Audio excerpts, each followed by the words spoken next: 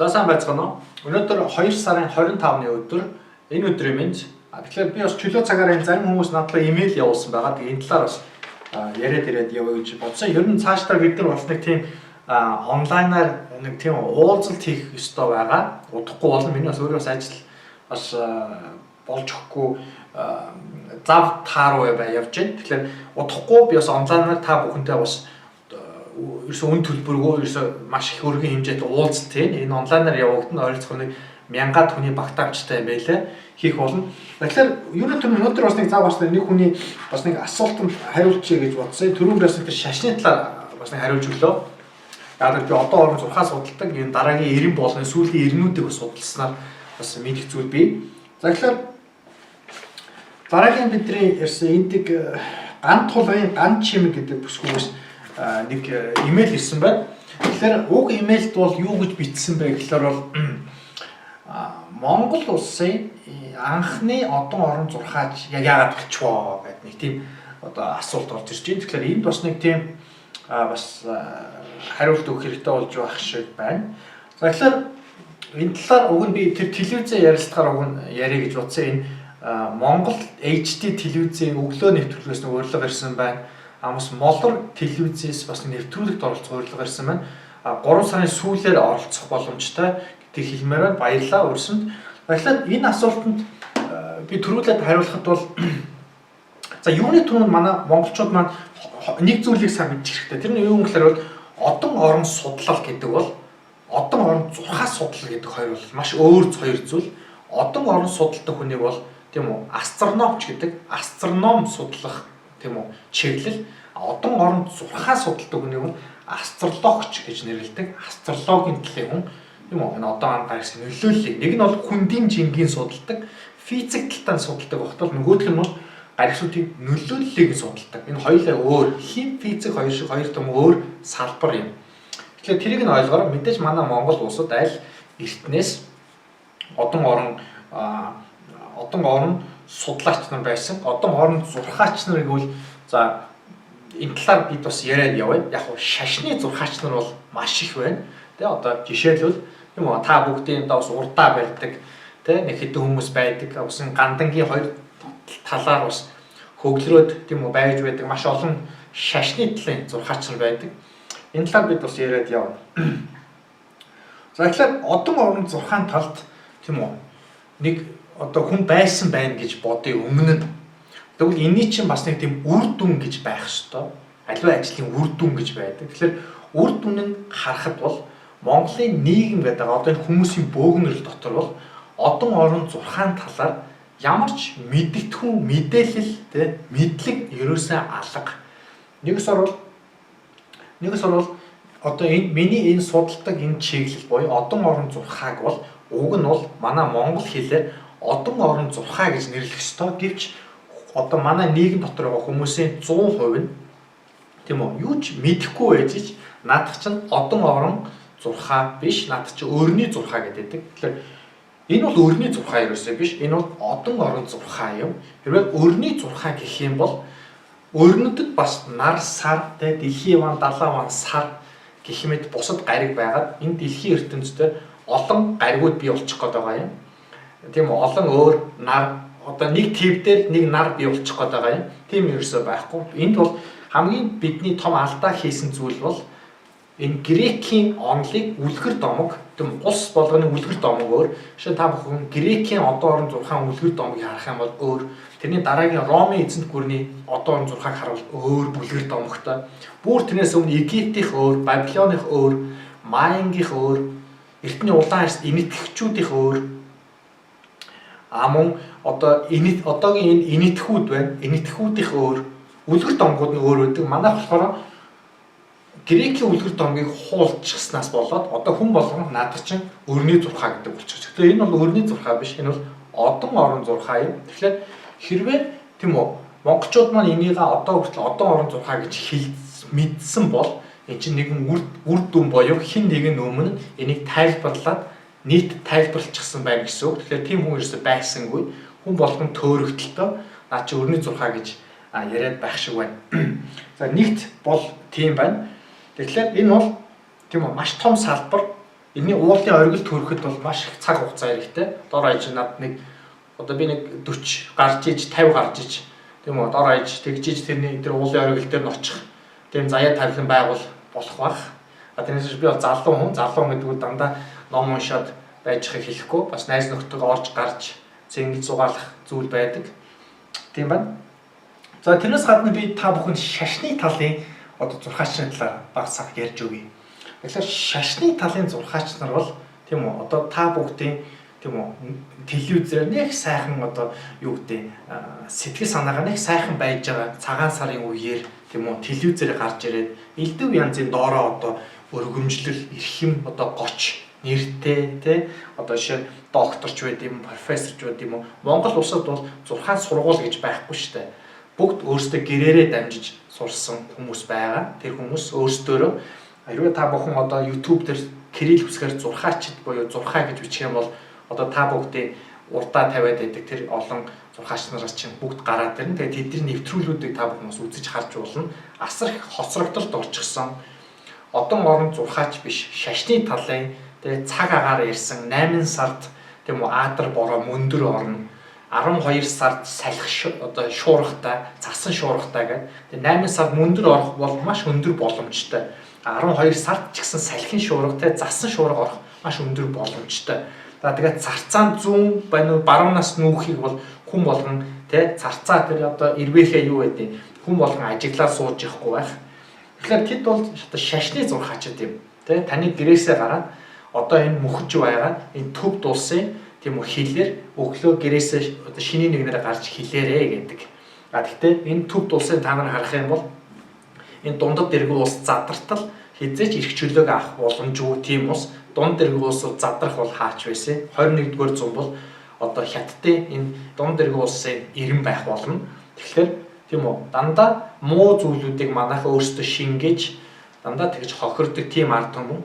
Тэгээд та бүгдийг сүүлийн 20 хэдэн жил шахуу тий таны бүр тархицсаар байгаа. Та бүхэн бүр дүвжирсээр бүр ингэ дүвжирээд тий жил болгоо нэг нөхөр хүмүүс гарч ирээл гоё юм яриад та нөгөө өөрөө мэдэхгүй болохоор тий таныг би бол тэнийг мангарт одоо маанаг гэдэг юм ерөөсөө байхгүй. Та зөвхөн энэ салбарын талаар аач байхгүй хүн тийм үү?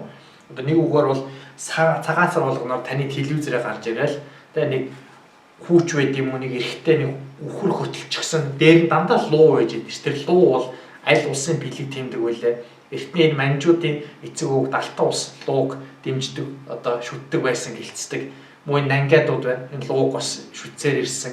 Дандаа тэр дээр нь луу байж идэг. Тэгээ нэг тэр доор нь хөл нөцгөн ч юм уу те хүү эсвэл нэг тийм залуу гарч ирээд үхэр хөтөлцсөн байдаг. Биднийг дандаа үхэр монголчууд гэж доромжсоор ирсэн. Үхэр монголын ч үнэхээр юм юм шиг байна. Цагаан сарынхаа баяраараа нөгөө нэг зүйлийг хараад байж байдаг. Дүжирчгсэн. Тийм байна. Тэгэхээр би та бүхнээс нэг зүйлийг хүсэх гээд байгаа. Та бүхэн мэдэхгүй зүйлээ мэдэх гэж оролдох ёстой. Тийм үү?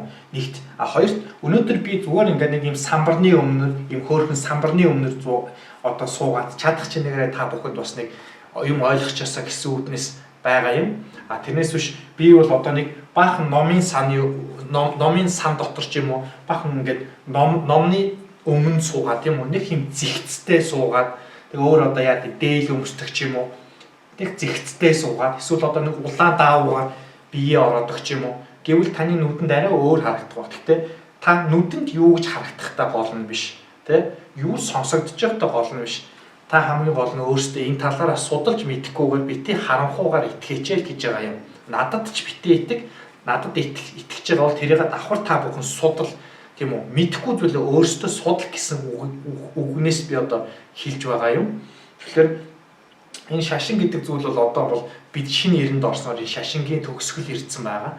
Энэ шашин гэдэг зүйлийн одоо төгсгөл ирснээр бид дараагийн эрэнд орно. Тэгэхээр одоо энэ Монголын энэ одоо шашны зурхаачдуулын хамгийн том алдааг нь бид нар ярьж өгье. Нэгт бол энэ ном судар гэдэг зүйл байдаг. За тэгэхээр ном судар гэдэг зүйл бол танд мэдлэг түгээдэг. Хамгийн сайн тал нь тийм үү? Ном уншсанаар хүний мэдлэг ихсдэг. Номны тэгвэл хамгийн муу тал нь ярив.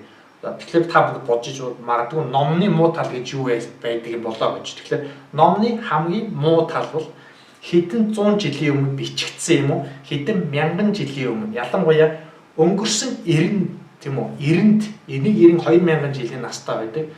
Өнгөрсөн цаг мөчлөг одон орны гаригсын доор бичигдсэн өнгөрсөн одон орон гаригсын доор нөлөөлөлтөөр бичсэн тэр зохиолч хүний бичсээс бол өнгөрсөн цаг хугацаанд л байдаг. Тэр өнгөрсөн цаг хугацааг одоо шинэ эрэнд биелүүлэх гэхлээр энэ хоёр чинь том харшилдаан бий болж байгаа юм.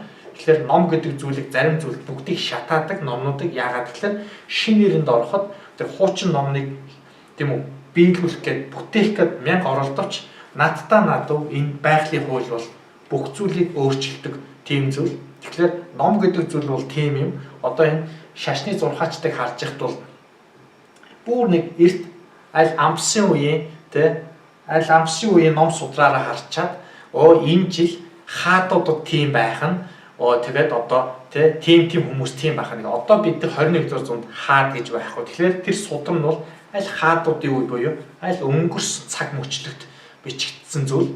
Шинэ цаг мөчлөг ялангуяа шинэ эрэнд ороход улс орноороо бид нар хөгжиж гэж бодож байгаа бол энэ ирж байгаа байгалийн хуулийг бид нар улс орондоо маш зөвөр суулгаж явах ёстой.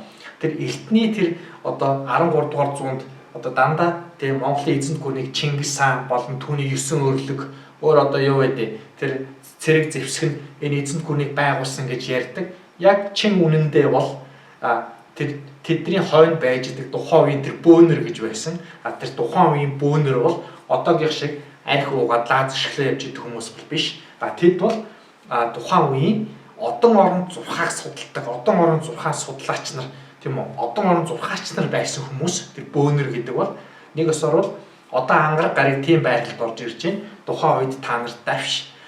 Одоо тийм байралтай тухайн үед тэр улсын хаантай уулз. Одоо ялангуяа ангараг гариг бол дайн тулаанд эрчим хүчтэй холбоотой зүйл байдаг. Ангараг гаригийн нөлөөл хаана яаж орсон байна гэдгээр цэрэг зэвсгээд давшуулж мөн цаашлаад хяад боржгоны тийм үү Тэмүүжин хаанаар тавих уу жадарын жамуухыг хаанаар тавих уу гэхэд бол энэ бол зөвхөн нэг бөө тэнгэр сонсоод хэлж байгаа юм ш. Тэр тухайн хоёр хүүхдийн хоёр залуугийн тийм үү юуг нь төрсөн он сар цаг минут тухайн тэр чинь бас байсан байгаа штэ тийм үү.